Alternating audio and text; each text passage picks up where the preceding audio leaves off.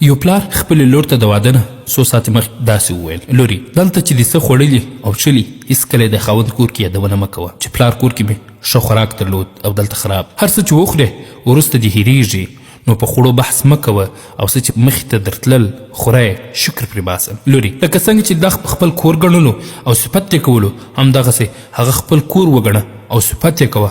بد یې مه وایه، بې له شکه چې اوس هغه ستا خپل کور دی. لوري، تا د لیسانس تر کچې زده کړې کړي دي، مګر خپل تعلیم د خسر په کورنۍ مه خرڅوه. هېڅکله هغوی ته داسې څه مه وایې چې زه تر تاسو زیاته پوهېږم. بېشکه چې هر څوک د خپل کور په کارونو تر نورو ښه پوهېږي، ځکه چې هره کورنۍ خپل ځانګړي اصول لري. لوري، د خپل خاوند نه هېڅکله مه خفه کېږه، ځکه الله تعالی پر دې کار سخت ناراضه کېږي. که کله خفه هم شوې، نو په لومړي ځل په خلا کولو یې بیرته په خلا کېږه، او که خاوند یې درنه خفه شو، نو بیرته یې حتما په خلا کوه.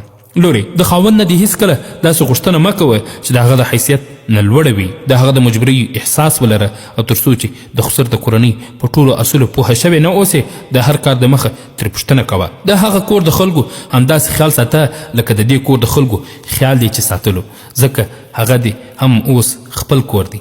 لوري، زما نصیحتونه خپل ټیکري پرې کلک وتړه، نه دې ټیکرۍ د سر نه لرې کړې، او نه هم دا نصیحتونه افرین دي وي په داسې پلار او په داسې کورنۍ خوږو خویندو.